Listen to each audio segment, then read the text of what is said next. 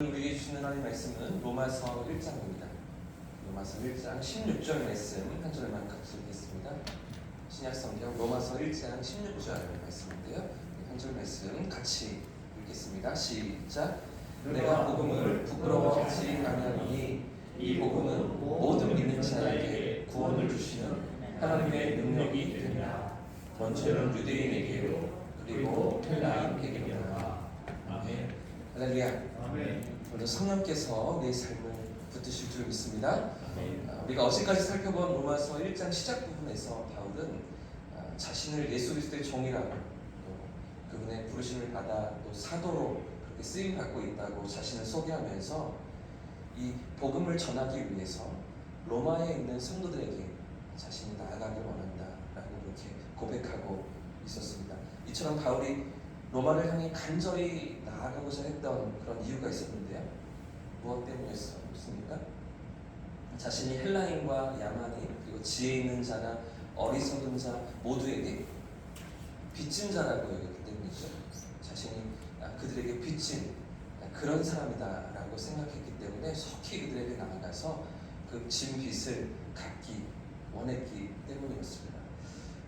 그 빚을 갚는다라는 것은 자신이 받은 하나님의 은혜, 자신이 받은 하나님의 복음을 전하는 것이었는데, 여러분 복음이 무엇이길래 바울이 그토록 간절히 로마로 향하려고 했었습니까?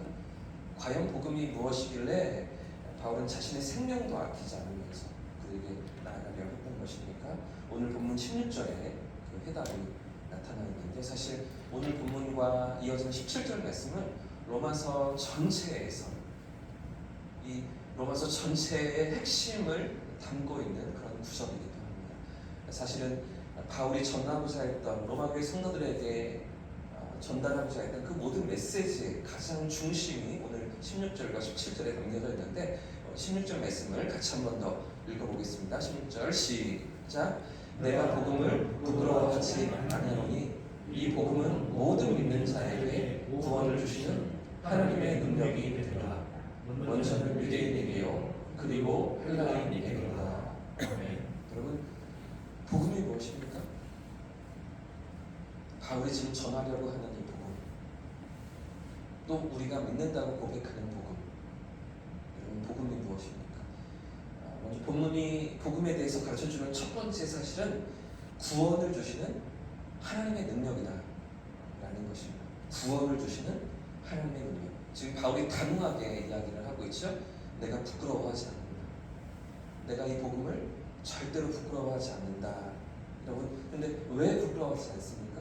사실 2000년 전 바울 당시에 이 복음은 로마 사회와 문화 속에서 수치와 조롱의 대상이었습니다.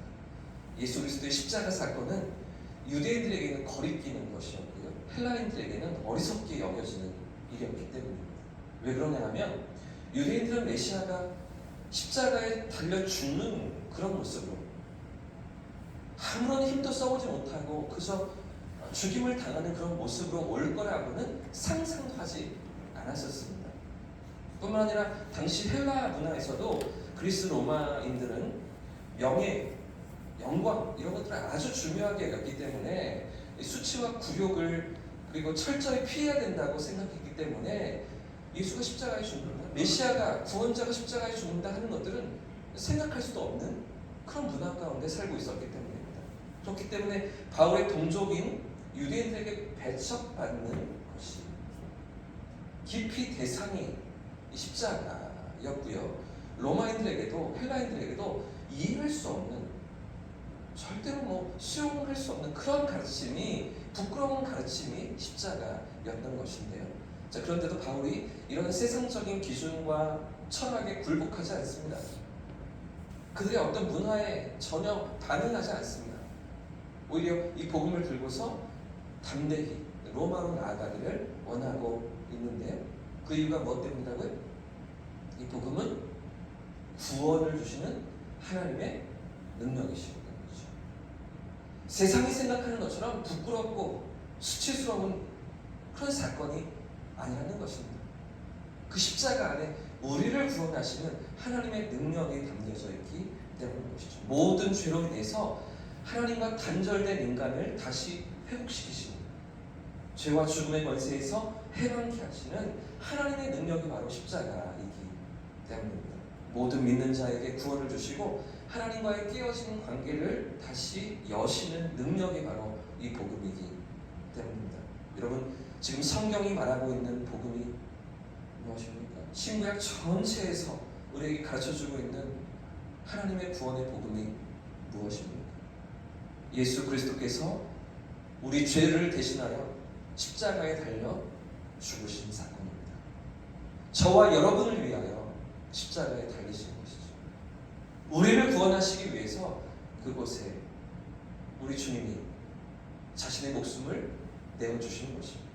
또 사망 권세를 깨시고 부활하심으로써 우리에게 영원한 생명을 주신 사건이 우리가 붙드는 이 복음인 것이죠.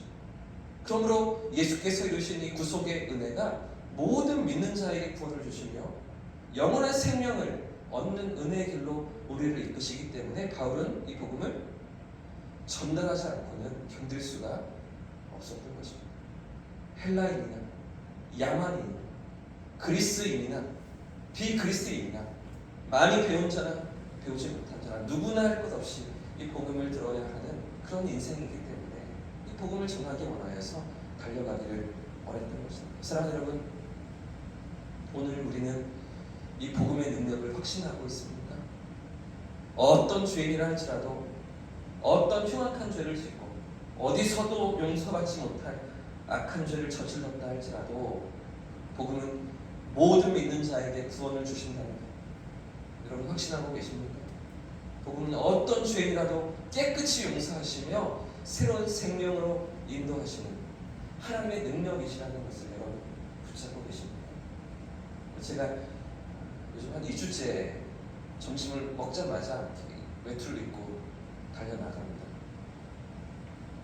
형제복으로 올라가서 1시간 정도 이렇게 운동을 하고 다시 돌아와서 이제 사역을 이어가는데요.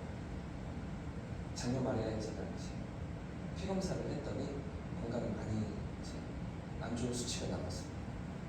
LDL 콜레스테롤 수치가 좀 높게 나와서 이대로 있으면 안 되겠다. 계속 사무실에만 앉아 있으니까 설교 준비만 매일 하다 보니까 제가 활동량이 없어서 움직이질 않아서, 그래서 중성지방이 많이 쌓여있는 것들을 확인하고 나가기 시작했는데요. 올라다니다 보니까 길이 여러 갈래요. 올라가는 길이 노면제로도 이렇게 올라가고, 또 여기 샤시제로도 올라가고, 저기 이분사람 관사 쪽으로도 올라가고, 올라가는 길로 여러 갈래가 있고, 또 내려오는 길도 더 많이 있어요. 이 제공으로 올라갔다가 형봉으로 또 올라가기도 하고, 그 사이길로 내려가기도 하고, 여러 길들이 있더라고요. 처음에는 1시간을 올라가서 내려오는데 한 5,000보 걸었습니다. 천천히 걸으니까 한 5,000보 정도 이렇게 걸으면서 1시간 정도 시간이 되더라고요. 어제는 제가 걷는데 1시간을 걷는데 한 7,500보, 빠른 걸음으로 조금씩 이제 운동량이 쌓이는 거죠. 그러면서 이렇게 처음에는 제공으로 올라가서 다시 그 길로 내려왔습니다. 갔던 길로 내려오면서 또 금세 이렇게 1시간이 지나가는 그런 운동량이었는데, 어제는 이렇게 내려오다 보니까 형봉으로 가다가 또 오른쪽으로 빠지는 길이 있는 거예요.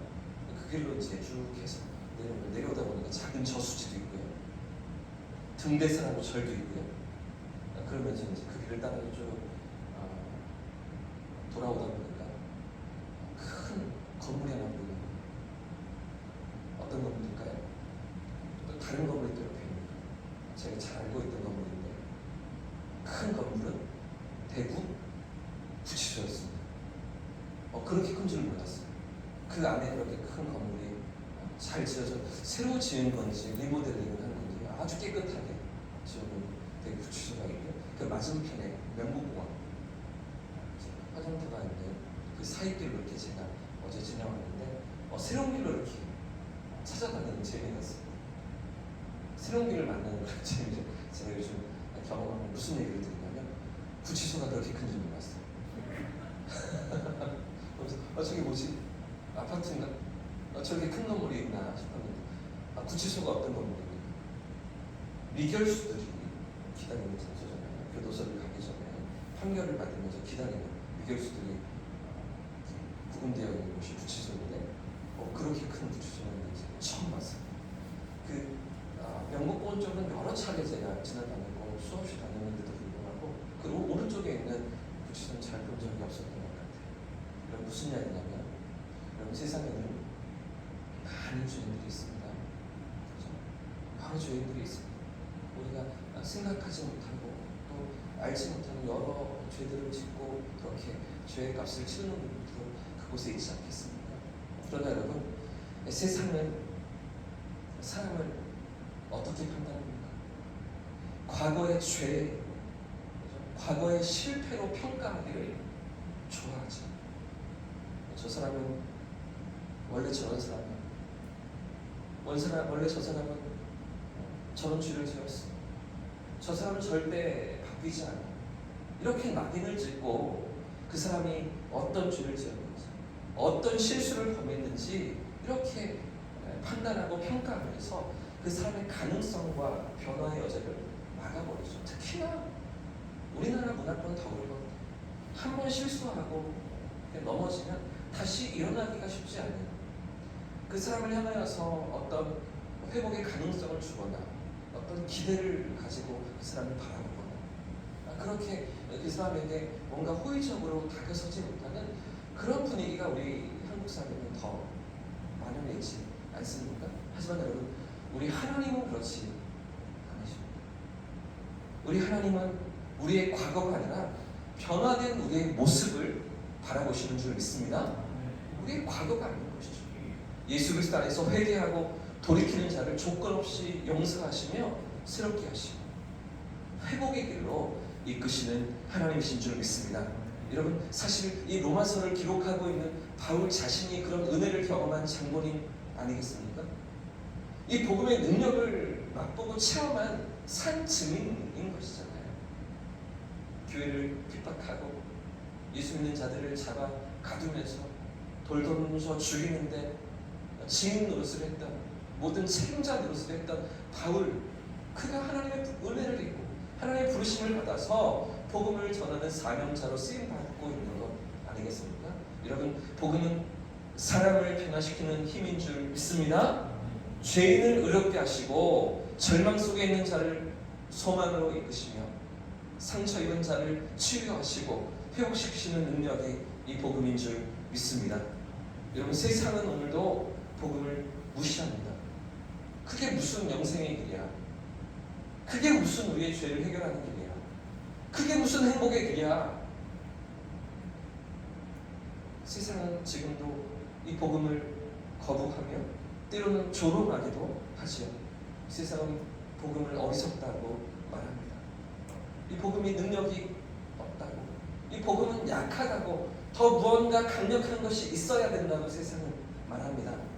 그러나 여러분, 복음은 오늘도 살아 역사하시는 하나님의 능력이신 것을 믿으시기 바랍니다.